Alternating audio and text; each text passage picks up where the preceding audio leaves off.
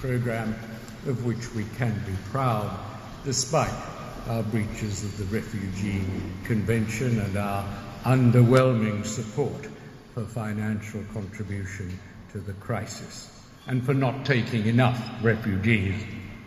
There are still many improvements to be made, as those of you working in the area will know.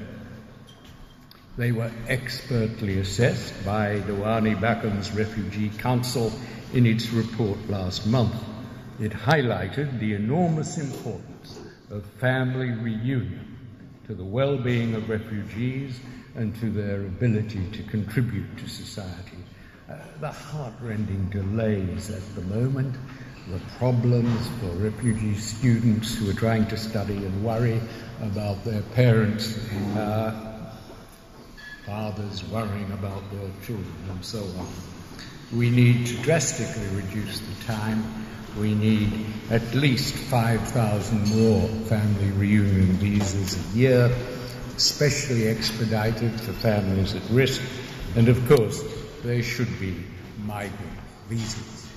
I know well about the importance of family to refugees. I acted for hundreds of thousands of Chinese refugees from Vietnam. They were hated in the north of Vietnam and they fled to Hong Kong, and I persuaded the Hong Kong Final Court of Appeal to allow them in.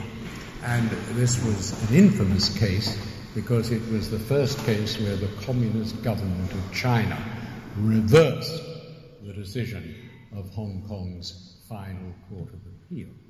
We didn't give up. I went back to the Final Court, said to them, Sir Anthony Mason amongst them, "You're not the Final Court of Appeal, you're the penultimate Court of Appeal to the Chinese Communist Party." Of course, we didn't succeed, and I was worried that those hundreds of thousands of refugees would be sent back to Vietnam.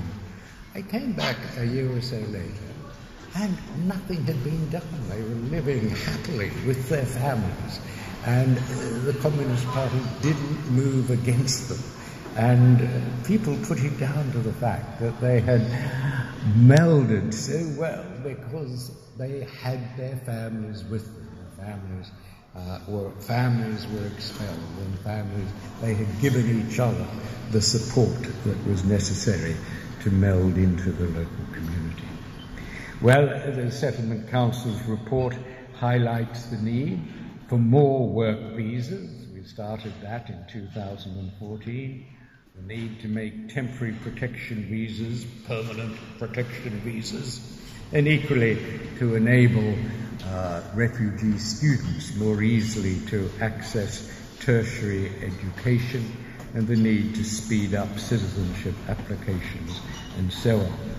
It highlighted the unacceptable discrimination against refugees who arrive by boat, part and parcel of this government's big lie that they're illegal, that they're virtually criminals, rather than simply innocent people exercising their human right. Denying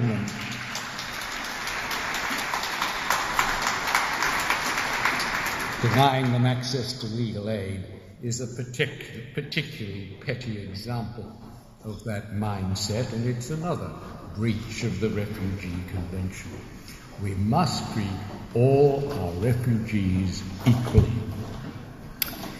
We must treat, the report highlights other challenges and problems that will be discussed or are being discussed at this conference, but I think the greatest challenge, and here not only the government but business and the opposition, all to blame, the failure to get across the central fact that migrant resettlement is good for Australia, that it's a blessing, not a burden.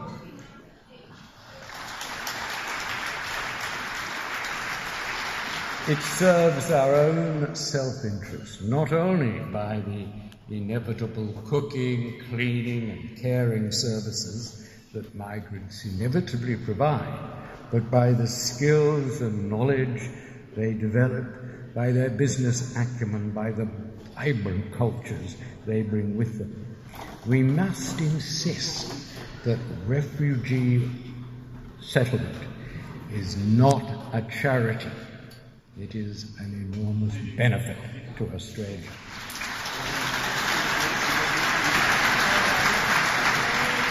I don't suppose that you remember that incredible program after the war, the Populate or Perish program, when this little country of 7 million Anglo-Saxons, Anglo-Saxon Anglophiles, were persuaded by the Chifley government, Ben Chifley, Arthur Caldwell, that they must take migrants, that Australia must have migrants.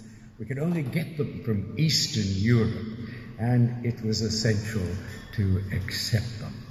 Look at the old newsreels. They're extraordinary. Arthur Caldwell, of all people, with a group of Greeks declaring, yes, well, the Greeks are rather swarthy, but they can make good doctors. He was surrounded by blonde Romanian women saying, no, then these aren't gypsies, and they make wonderful mothers. And I grew up despising Caldwell. Can you imagine a country where your Minister of Immigration defends the White Australia policy by saying 2 Wongs don't make a white? He did in Parliament and was applauded. That was the country I was born into, and so you can see how far we have come.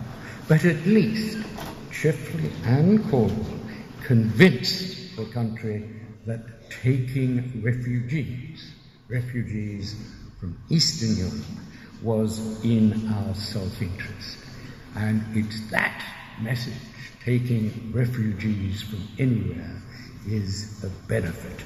It's a message that the government, the Labour Party and Australian business have failed to deliver. I think it was Paul Keating who said, in a 2-horse race, always put your money on self-interest. It will try harder. Well,